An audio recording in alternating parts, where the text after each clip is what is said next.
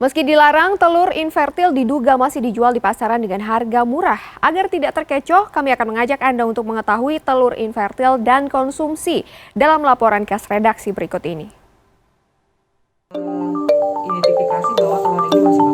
Bagi pemilik usaha kue rumahan seperti Anggi, telur menjadi bahan pokok yang harus tersedia dalam kesehariannya. Ia mengaku harus ekstra teliti agar bisa mendapatkan telur dengan kualitas baik. Pasalnya, jika telur yang digunakan tidak berkualitas baik, maka berdampak pada hasil olahannya. Dalam sehari, Anggi bisa menghabiskan ratusan butir telur untuk membuat tart, kue kering, dan brownies pesanan pelanggan. Munculnya kabar telur invertil beredar di pasaran sempat membuat wanita yang memulai usahanya sejak 5 tahun lalu ini ragu. Kalau kita tidak melihat kondisi telur itu bagus, tiba-tiba pada waktu kita memecahkan telur yang ke-7 ternyata tidak bagus kondisinya. Akhirnya telur yang dari 1 dan ke-6 itu sudah bagus, sedangkan yang telur ke-7-nya tidak bagus, itu akan bercampur gitu. Kan sayang ya, akhirnya kita harus membuang semua telur yang ada di dalam baskom adonan itu tadi. Lantas apa sih bedanya telur invertil dan telur konsumsi? Telur konsumsi biasa dijumpai di pasaran tanpa dibuahi ayam jantan sehingga tidak mengandung bakal embrio. Sedangkan invertil atau gagal tetas memiliki bintik embrio. Telur invertil jika diteropong memiliki bintik hitam di bagian kuningnya. Harganya jauh lebih murah dan hanya tahan disimpan selama 7 hari. Sedangkan telur konsumsi memiliki warna lebih jernih jika diteropong.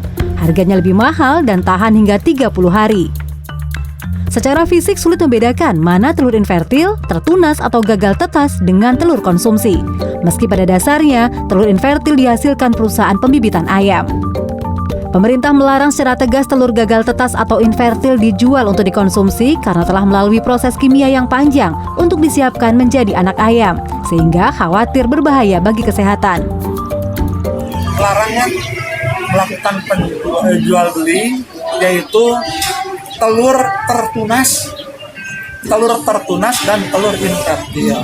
Artinya telur tertunas ini adalah telur yang nantinya bakal jadi anak ayam itu. Dekan Fakultas Teknologi Pertanian Universitas Katolik Widya Mandala Surabaya, Thomas Indarto PS menyatakan, dari hasil kajian dan jurnal pertanian, telur invertil selama ini telah dikonsumsi oleh masyarakat Indonesia.